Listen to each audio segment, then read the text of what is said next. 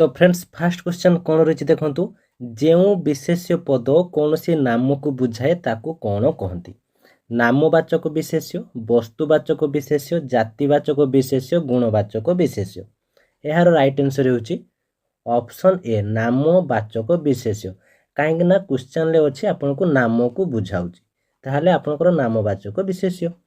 Next question देखो संज्ञार व्याकरणिक अर्थ कौन सूर्यंकर स्त्री विश्वकर्मा कन्या सहर नाम तो आपण मैंने यार आंसर जानी राइट आंसर होची ऑप्शन डी संज्ञार व्याकरणिक अर्थ होची नाम।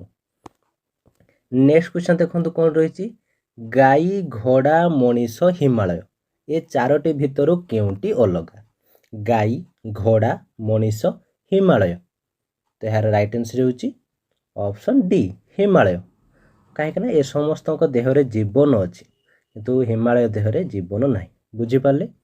घर इटा पत्थर सीमेंट केउंटी भिन्न धरणर घर इटा पत्थर सीमेंट तो यार राइट आंसर होची ऑप्शन ए घर। केउ विशेष्य पद को देखी बा छुई हुए ना केवल ताकू अनुभव करी हुए नामवाचक जातिवाचक गुणवाचक वस्तुवाचक तो यार राइट आंसर होची ऑप्शन सी गुणवाचक। जो पद अन्य पदर गुण अवस्था संख्या बा परिमाण को बुझाए ताकू कौन कहती विशेष्य विशेषण सर्वनाम अव्यय तो यार राइट आंसर होची ऑप्शन बी विशेषण। तो फ्रेंड्स से क्वेश्चन गुड़िक आपण मानक पई बहुत इंपोर्टेंट आपण याकू भल भाव पढ़ंतु आपण भल भाव याकू प्रैक्टिस करंतु किसी डाउट थिले आपण कमेंट बॉक्स में लिखि पारिबे किंतु आपनकर डाउट क्लियर हेबा दरकार एवं यही सब क्वेश्चन आपनकर प्रति वर्ष एग्जाम रे आसुची तो आपण जेते प्रैक्टिस करिवे सेते आपनक पई बेटर रहइबो। नेक्स्ट क्वेश्चन देखंतु कोन रहिछि जेउ पद विशेष्य पदर परिवर्ते व्यवहृत हुए ताकू कोन कहंती विशेष्य विशेषण सर्वनाम अव्यय तो यार राइट आंसर होची ऑप्शन सी सर्वनाम। जो पद लिंग वचन पुरुष बा विभक्ति रे परिवर्तन न होई अपरिवर्तित रहे ताकू कौन कहती विशेष्य विशेषण अव्यय क्रिया तो यार राइट आंसर होची ऑप्शन सी अव्यय। नेक्स्ट क्वेश्चन देखो कौन रही जो पद कौन सी कार्यर नाम को बुझाए ताकू कौन कहती गुणवाचक विशेष्य जातिवाचक विशेष्य क्रियावाचक विशेष्य नामवाचक विशेष्य तो यार राइट आंसर होची ऑप्शन सी क्रियावाचक विशेष्य।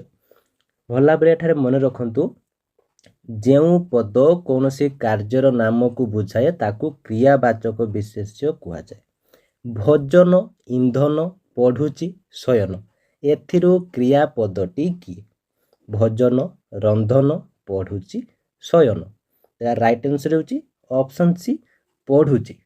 नेक्स्ट क्वेश्चन देखंतु कौन रही जो क्रिया द्वारा वाक्यर समाप्ति सूचित हुए ताकू कौन कहती संयुक्त क्रिया समापिका क्रिया असमापिका क्रिया यौगिक क्रिया यह आपन बहुत इंपोर्टेंट क्वेश्चन यार राइट आंसर होची ऑप्शन बी समापिका क्रिया। देखो एठारे से क्वेश्चन रो आपण आंसर पाइबे क्रिया द्वारा वाक्यर समाप्ति सूचित हुए ताहले हा वाक्यर समाप्तिटा को हमको से सूचित करूची तेणु यह समापिका क्रिया बुझीपारे। जो क्रिया वाक्यर समाप्ति बुझाए नहीं ताकू कौन कहती समापिका क्रिया असमापिका क्रिया संयुक्त क्रिया सकर्मक क्रिया तो ये क्वेश्चन टी आंसर मध्य आपण दे पारिबे। एठार देखो से कहूँ वाक्यर समाप्ति बुझाए नहीं ताहले असमापिका क्रिया बुझीपारे।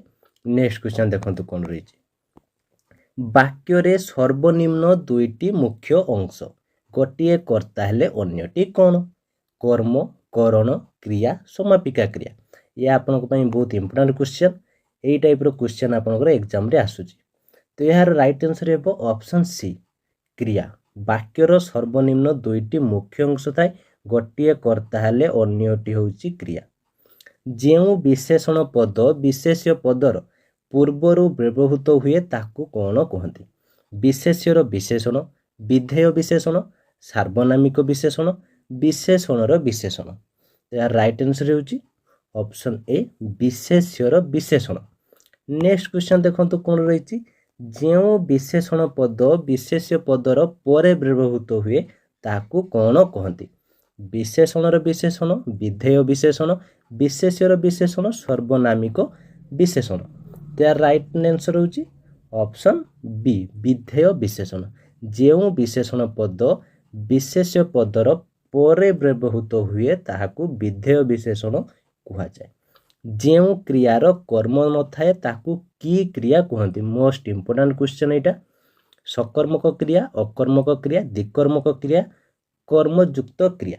राइट आंसर होची ऑप्शन बी, अकर्मक क्रिया। कहीं से कही देखु क्रिया रे कर्म न थाए तेणु से अकर्मक क्रिया। नेक्स्ट क्वेश्चन देखु कौन रही, से पढ़िबो रेखांकित पदरे थिबा धातुटी किए? देखो रेखांकित कौटी अच्छी? पढ़िबो। तो से कौन पचार जे पदरे थिबा धातुटी किए? पढ़, पठ, पढ़ी, केउटी नुहे। तार राइट आंसर हे ऑप्शन ए, पढ़। से भात खाइब, रेखांकित पदटी केउ कालर? तो एठार देखो रेखांकित पद कौटी अच्छी? खाइब तले। तो यह हूँ वर्तमान, अतीत, भविष्यत, केउटी नुहे, से भात खाइब। ताले एठारे आपण बुझी पारते जे से खाइब माने खाई नाही खाइब, ताले एटा हबो भविष्यत। जदि एठी कही थांता जे खाऊ अछि ताहले वर्तमान, जदि खाइची ताहले अतीत, जदि खाइबो ताहले भविष्यत। बुझी पाले? निम्नोक्त क्रिया मध्यरु नाम धातु क्रियाटी किए? बाड़ेइबा, पढ़ेइबा, बढ़ेइबा, बढ़िबा। तो यार राइट आंसर होची ऑप्शन ए, बाड़ेइबा। पंडित महाशय छात्रों को व्याकरण पढ़ाउचंती, रेखांकित पदटी की कर्म? देखो व्याकरण तले होची हमर रेखांकित होईची। यह होची ऑप्शन कौन रही? फास्ट देखो गौण कर्म, मुख्य कर्म, अन्य पोषित कर्म, केउटी नुहे। तो यार राइट आंसर हे ऑप्शन बी, मुख्य कर्म। ठीक शब्दटी केउटी? देखो धनी, धनिक, धनिक, धनमान। तो यार राइट आंसर हे ऑप्शन सी, धनिक। पठनीय शब्द गठन रे केउटी ठीक? पठ युक्त निय, पठन युक्त इय, पठ युक्त अन्य, पठ युक्त अन्य। तो यार राइट आंसर होची ऑप्शन सी, पठ युक्त अन्य। नेक्स्ट क्वेश्चन देखो कौन रही, केउटी अन्य तीनिटारू अलगा? कांदिबा, सोइबा, हसिबा, खाइबा। तो यार राइट आंसर होची ऑप्शन डी, खाइबा।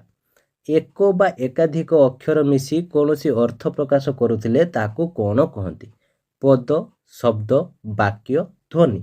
तो यार राइट आंसर होची ऑप्शन बी, शब्द। गोटिए उक्ति बा वाक्यर प्रत्येक अंश को कौन कहती? पद, शब्द, वाक्य, ध्वनि। तो क्वेश्चन टी आपनको पई बहुत इंपोर्टेंट, आपण याको भला भाबरे मने रखंतु। यार राइट आंसर होची ऑप्शन ए, पद। शब्द वाक्य रे व्यवहृत हेले ताकू कौन कहती? वाक्य, वाक्यांश, पद, पदांश। यार राइट आंसर होची ऑप्शन सी, पद। शब्द वाक्य रे व्यवहृत हेले ताकू पद कहा जाए।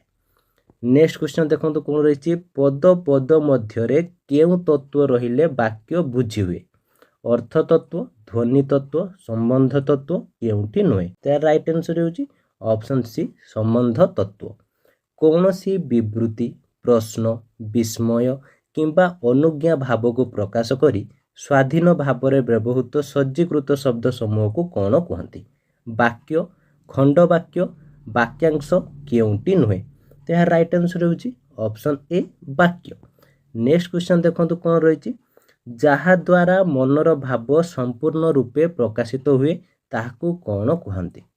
पद, शब्द, वाक्यांश, वाक्य। मोस्ट इंपोर्टेंट क्वेश्चन आपण मानक पई, जहा द्वारा मनर भाव संपूर्ण रूपे प्रकाशित हुए ताकू कौन कहती? तो यार राइट आंसर होची ऑप्शन डी, वाक्य। गोटिए शब्द मनरे चिंता कले किंबा कल्पना कले किंबा प्रकाश कले मनरे केउ चित्र अंकित हुए? अर्थ संबंधित चित्र, रंगीन चित्र, अनुरूप चित्र, रेखा चित्र। तो यार राइट आंसर होची ऑप्शन ए, अर्थ संबंधित चित्र। नेक्स्ट क्वेश्चन देखंतु, गोटिए वाक्य बा उक्तिर प्रत्येक अंश को कौन कहा जाए? वाक्य, शब्द, पद, पद्यांश। तो यार राइट आंसर होची ऑप्शन सी, पद। ବାକ୍ୟ ବା ଉକ୍ତିର ବ୍ୟାକରଣିକ ବିଭାଗକୁ କ'ଣ କୁହାଯାଏ? ପଦାନ୍ୱୟ, ପଦ ପ୍ରକରଣ, ବାକ୍ୟ ସଂଯୋଜକ, ବାକ୍ୟ ବିନ୍ୟାସ।